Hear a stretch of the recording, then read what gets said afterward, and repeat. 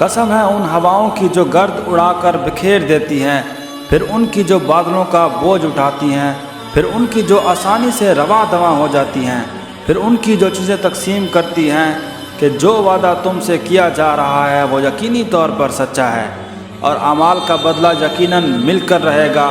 قسم ہے راستوں والے آسمان کی کہ تم متضاد باتوں میں پڑے ہوئے ہو، اور اس آخرت کی حقیقت سے وہی منہ موڑتا ہے جو حق سے بالکل ہی مڑا ہوا ہے۔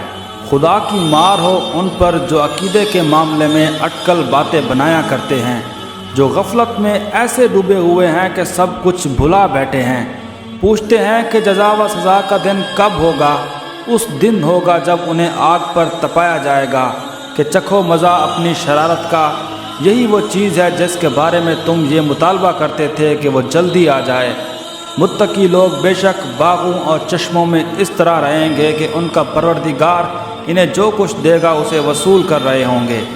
وہ لوگ اس سے پہلے ہی نیک عمل کرنے والے تھے، وہ رات کے وقت کم سوتے تھے اور سحری کے اوقات میں استغفار کرتے تھے، اور ان کے مال و دولت میں سائلوں اور محروم لوگوں کا باقاعدہ حق ہوتا تھا۔ اور ان کے لیے جو یقین کرنے والے ہیں زمین میں بہت سی نشانیاں ہیں، اور خود تمہارے اپنے وجود میں بھی، کیا پھر بھی تمہیں دکھائی نہیں دیتا؟ اور آسمان ہی میں تمہارا رزق بھی ہے اور وہ چیز بھی جس کا تم سے وعدہ کیا جا رہا ہے۔ لہٰذا آسمان اور زمین کے پروردگار کی قسم، یہ بات یقیناً ایسی ہی سچی ہے جیسے کہ یہ بات تم بولتے ہو۔ اے پیغمبر صلی اللہ علیہ وسلم، کیا ابراہیم کے معزز مہمانوں کا واقعہ تمہیں پہنچا؟ جب وہ ابراہیم کے پاس آئے تو انہوں نے سلام کہا۔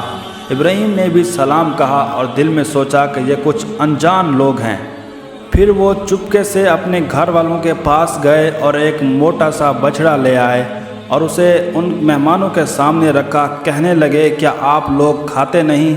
اس سے ابراہیم نے ان کی طرف اپنے دل میں ڈر محسوس کیا۔ انہوں نے کہا، ڈریے نہیں، اور انہیں ایک لڑکے کی خوشخبری دی جو بڑا عالم ہوگا۔ اس پر ان کی بیوی زور سے بولتی ہوئی آئیں اور انہوں نے اپنا چہرہ لپیٹ لیا اور کہنے لگیں، کیا ایک بانجھ بڑھیا بچہ جنے گی؟ مہمانوں نے کہا، تمہارے پروردگار نے ایسا ہی فرمایا ہے۔ یقین جانو وہی ہے جو بڑی حکمت کا، بڑے علم کا مالک ہے۔ ابراہیم نے کہا، اللہ کے بھیجے ہوئے فرشتوں، تم کس مہم پر ہو؟ انہوں نے کہا، ہمیں کچھ مجرم لوگوں کے پاس بھیجا گیا ہے تاکہ ہم ان پر پکی مٹی کے پتھر برسائیں، جس پر حد سے گزرے ہوئے لوگوں کے لیے تمہارے پروردگار کے پاس سے خاص نشان بھی لگا ہوگا۔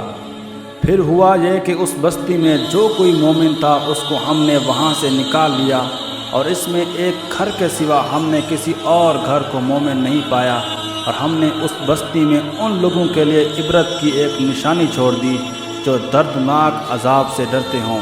اور موسیٰ کے واقعے میں بھی ہم نے ایسی ہی نشانی چھوڑی تھی جب ہم نے انہیں ایک کھلی ہوئی دلیل کے ساتھ فرعون کے پاس بھیجا تھا، تو فرعون نے اپنی قوت بازو کے بل پر منہ موڑا اور کہا کہ یہ جادوگر ہے یا دیوانہ ہے۔ چنانچہ ہم نے اسے اور اس کے لشکر کو پکڑا اور سب کو سمندر میں پھینک دیا، اور وہ تھا ہی ملامت کے لائق۔ نیز قوم عاد میں بھی ہم نے ایسی ہی نشانی چھوڑی تھی جب ہم نے ان پر ایک ایسی آندھی بھیجی جو ہر بہتری سے بانٹ تھی۔ وہ جس چیز پر بھی گزرتی اسے ایسا کر چھوڑتی جیسے وہ گل کر چورا چورا ہو گئی ہو۔ اور سمود میں بھی ایسی ہی نشانی تھی جب ان سے کہا گیا تھا کہ تھوڑے وقت تک مزے اڑا لو، پھر سیدھے نہ ہوئے تو عذاب آئے گا۔ اس پر بھی انہوں نے اپنے پروردگار کا حکم ماننے سے سرکشی اختیار کی تو انہیں کڑک نے آ پکڑا اور وہ دیکھتے رہ گئے۔ نتیجہ یہ کہ نہ تو ان میں یہ سکت رہی کہ کھڑے ہو سکیں، اور نہ وہ اس قابل تھے کہ اپنا بچاؤ کرتے۔ اور اس سے بھی پہلے نوح کی قوم کو بھی ہم نے پکڑ میں لیا تھا۔